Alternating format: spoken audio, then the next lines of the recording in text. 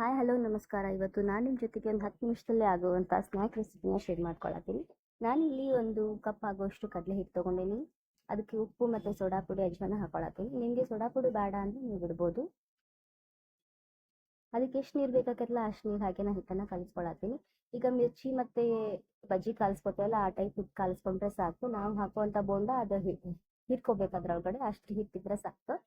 ಜಾಸ್ತಿ ಗಟ್ಟಿನೂ ಆಗಬಾರ್ದು, ಜಾಸ್ತಿ ತೆಳ್ಳಗನೂ ಆಗಬಾರ್ದು. ಇಷ್ಟು ಕನ್ಸಿಸ್ಟೆನ್ಸಿ ಒಳಗಡೆ ಹಿಟ್ಟಿದ್ರೆ ಸಾಕು. ಆಮೇಲೆ ಸಾಸಿವೆ, ಜೀರಿಗೆ, ಸ್ವಲ್ಪ ಜಜ್ಜಿರೋ ಶುಂಠಿ ಮತ್ತು ಬೆಳ್ಳುಳ್ಳಿನೂ ಹಾಕೊಳತ್ತೀನಿ. ಹಂಗೆ ಭಾಳ ಸಣ್ಣದಾಗಿ ಕಟ್ ಮಾಡ್ಕೊಂಡಿರುವಂಥ ಕರಿಬೇವನ್ನ ಹಾಕೊಳತ್ತೀನಿ. ಆಲೂಗಡ್ಡೆನ ಕುದಿಸಿ ಅದನ್ನು ಸ್ಮ್ಯಾಶ್ ಮಾಡಿ ಇಟ್ಕೊಂಡಿರುವಂಥ ಆಲೂಗಡ್ಡೆನ ಸೇರಿಸ್ಕೊಂಡೆ ನಾನು. ಅದನ್ನು ಕರೆಕ್ಟಾಗಿ ಒಂದ್ಸಾರಿ ಮಿಕ್ಸ್ ಮಾಡ್ಕೊಂಡಿದ್ದಾನೆ.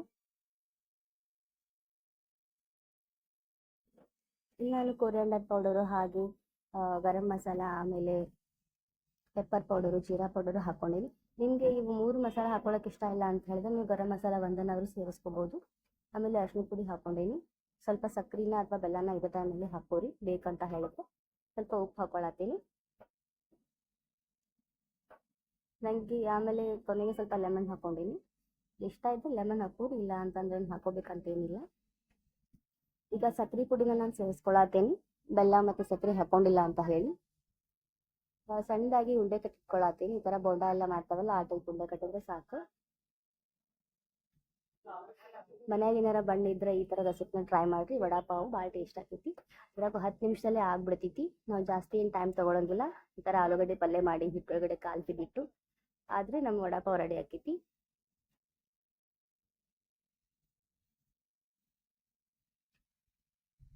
ಒಂದು ಸ್ವಲ್ಪ ಎಣ್ಣೆಯಲ್ಲಿ ಗೋಲ್ಡನ್ ಬ್ರೌನ್ ಆಗೋ ತನಕ ಕರೆದ್ರೆ ಮುಗೀತು ಬೋಂಡಾನ.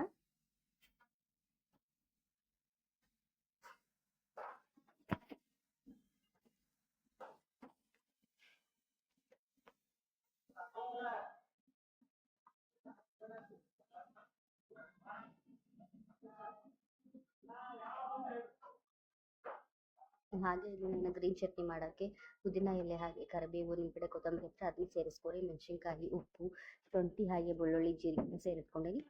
ಭಾಳ ಅಂದ್ರೆ ಭಾಳ ಸಣ್ಣದಾಗಿ ರುಬ್ಬೋದು. ಇಲ್ಲಿ ಒಂದು ಸೈಡಿಗೆ ನಾನು ಪುದೀನ ಚಟ್ನಿ ಹಚ್ಕೊಳತ್ತೀನಿ. ಹಾಗೆ ಇನ್ನೊಂದು ಸೈಡಿಗೆ ಟೊಮೆಟೊ ಸಾಸನ್ನ ಯೂಸ್ ಮಾಡೀನಿ. ನಿಮ್ಮ ಕಡೆ ಟೊಮೆಟೊ ಸಾಸ್ ಇದ್ರೆ ಯೂಸ್ ಮಾಡಿರಿ, ಇಲ್ಲಾಂದ್ರೆ ಒಂದು ಯಾವ್ದಾರು ಚಟ್ನಿ ಹಾಕಿದ್ರು ಸಾಕು. ಇಲ್ಲಾಂದ್ರೆ ಒಬ್ಬೊಬ್ರು ಶೇಂಗಾ ಪುಡಿ ಹಾಕ್ತಾರೆ, ಅದನ್ನು ಹಾಕೋಬೋದು ನೀವು. ಈ ಥರ ರೆಸಿಪಿಗಳು ಇಷ್ಟ ಆಗತ್ತಿದ್ರೆ ದಯವಿಟ್ಟು ಸಬ್ಸ್ಕ್ರೈಬ್ ಮಾಡಿರಿ, ಶೇರ್ ಮಾಡಿರಿ, ಕಮೆಂಟ್ ಮಾಡಿರಿ. ನನ್ನ ಎಲ್ಲ ರೆಸಿಪಿಗಳನ್ನು ನೋಡಿರಿ. ಇದೇ ಥರ ಸಪೋರ್ಟನ್ನು ಮಾಡಿರಿ. ಈ ವಿಡಿಯೋನ ನೋಡಿದ್ದಕ್ಕಾಗಿ ಎಲ್ಲರಿಗೂ ತುಂಬ ಥ್ಯಾಂಕ್ ಯು.